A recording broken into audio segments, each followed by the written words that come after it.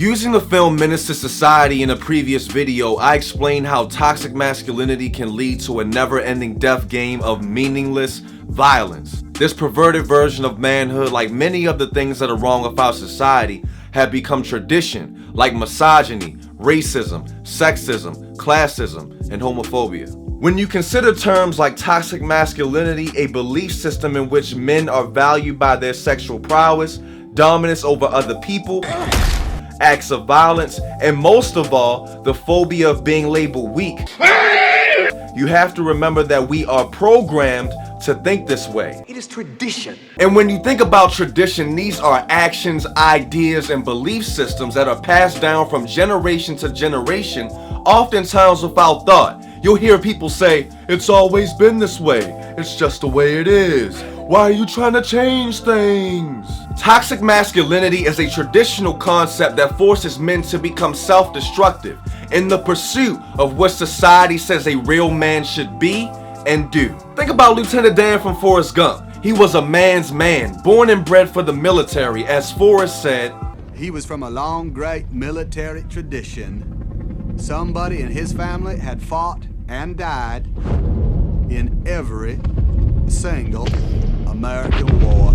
Dan wanted to die in the glory of battle like his forefathers. This was his life's mission. However, the concept of achieving the manly or what we Spartans call a beautiful death did not start with him. Think about the Vikings. If a Viking died bravely in battle, they believed that a warrior goddess called a Valkyrie would search the battlefield for his body and fly him to the afterlife in Valhalla, where he would be greeted by the god Odin in a huge feast. The ancient Greeks believed that the heroic among them would go to Elysium after death, a heavenly realm ruled by the god of time, Cronus. These are systems and beliefs set up to reward the brutality of men. In the Vietnam War scene during an airstrike, Forrest somehow manages to save what remained of his platoon. This included Lieutenant Dan, who, as you could imagine, was extremely ungrateful. God, I said leave me here, God damn it! I didn't ask you to pull me out of there, God damn you. Think about that for a second. Lieutenant Dan felt that the greatest thing that he could ever do was die in battle. And don't get me wrong, I'm not anti-military, I'm not anti-troop. I'm not saying that every country shouldn't have a warrior class. Every country should. Some wars have to be fought. Case in point, World War II. Hitler and the Axis powers had to be stopped. Also, countries that are invaded have to defend themselves. Furthermore, during war, there's nothing wrong with self-sacrifice. I just have an issue with this particular character and the countless numbers of Lieutenant Dans throughout history believing that this is their greatest achievement. Lieutenant Dan was a cog in the Great Western War Machine, fueled by exaggerated claims from Senator McCarthy of a communist world takeover. In Vietnam, Dan lost the use of his legs, but on a deeper level, losing his legs meant that he lost his identity, his manhood. He lost everything his life was based on and that his family line stood for. Not being allowed to die like a man in Vietnam and coming home, as he would say, crippled, was in his mind the ultimate definition of being weak. Dan was devastated. He wanted to kill himself. He didn't, although a large piece of him did die in the war. You cheated me. I had a destiny. I was supposed to die in the field with honor. That was my destiny, and you cheated me out of it. As a result, he squandered the rest of his potential in bars, booze, and late-night hookups until finally meeting Forrest again later in life.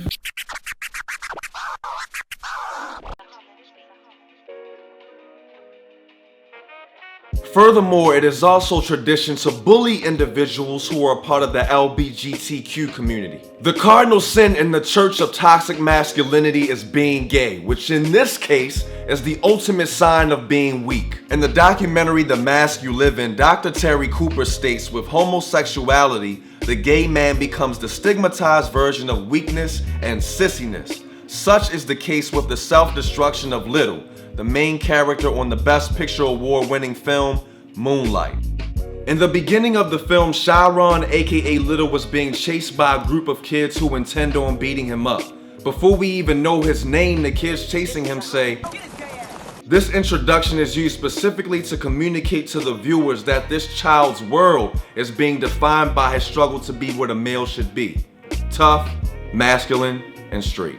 Because of his failure to live up to these standards, he's bullied for it. These kids representing society at large chase Little into an abandoned home that they can't break into. These kids then beat on the locked door, creating an overwhelming loud noise.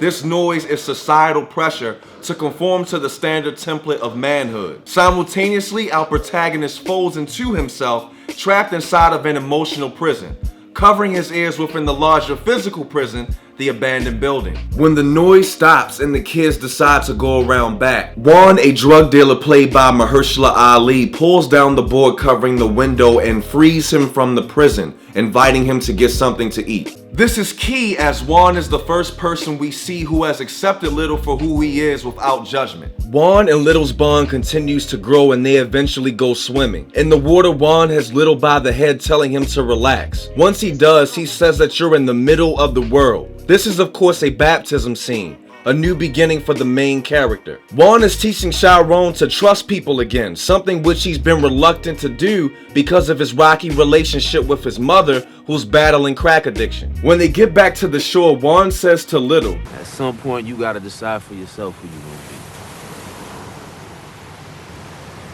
Can't let nobody make that decision for you." Later, Little goes over to Juan's house and they have another vital conversation that helps give context to his feelings and experiences. What's a faggot?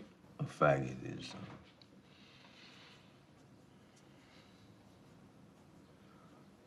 a word used to make gay people feel bad. Am I a faggot? No.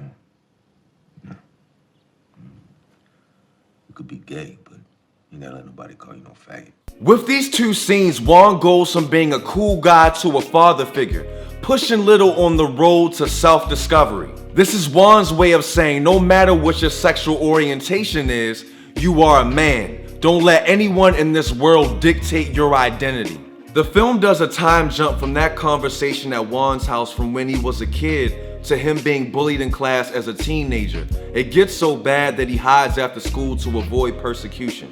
We later discover that Juan died during that time jump, but we aren't told how. Soon after, we see Chiron back in the classroom doing science, learning about white blood cells. The teacher asks, "So, you can see how a lack of white blood cells can be dangerous to the human body, right? Can anyone explain what will happen to the body if there's not enough white blood cells?" It is by no mistake that the kids in class have no answer to this question. As we know, white blood cells are used by the human body to fight off infection. Because in this metaphor, Little was the human body who was without his father figure, Juan, the white blood cells. Without him, Chiron's world is more difficult to navigate, making the effects of his daily harassment that much worse. He no longer has the adult male presence in his life to make sense of what he's going through. Eventually, he's pushed over the edge and beaten to his breaking point. He becomes transfixed on getting revenge. He's not Little or Chiron anymore. The next day he goes to school possessed. He's walking through the halls like Stone Cold Steve Austin. He's hella late for class. He don't care though. He tosses his book bag on the desk, picks up one of those heavy public school chairs, hits the bully over the head with it. Cacao! Cacao! It takes 3 students and the teacher to restrain Chiron. Chiron is arrested, and the next time we see him, he's a tough-as-nails drug dealer named Black. The complete opposite of the helpless kid we see in the first 2 acts of the film. This is who Chiron felt that he had to become to stop the bullying and be a real man. Instead of teenagers waiting for him after school, he lies in wait to end the lives of rival drug dealers. Chiron didn't literally commit suicide, but he did die symbolically, killing off the parts of himself that society deemed weak, the parts of him that exhibited emotion and frailty. At this current moment, I'm trying to get to the level of creating videos full time. So if you like my movie reviews, my book reviews, my video essays, pledge $1 to my Patreon page to get more perspective, more videos from me. And I can't forget about the good folks who pledged to sponsor this video. First up, we got Mike Even. He's one of the dopest MCs in my Apple Music. He just released his EP, The 2 AM Tape, and a series of freestyles. Find him on YouTube and wherever you listen to music. Last but not least, we got Good News Baltimore, an organization that shines a light on Charm City by producing progressive, programming in an effort to educate and entertain and inspire. And as always, we got more movie reviews coming your way. We got more book reviews coming your way. And we got more random stuff coming your way. I'm in the bathroom.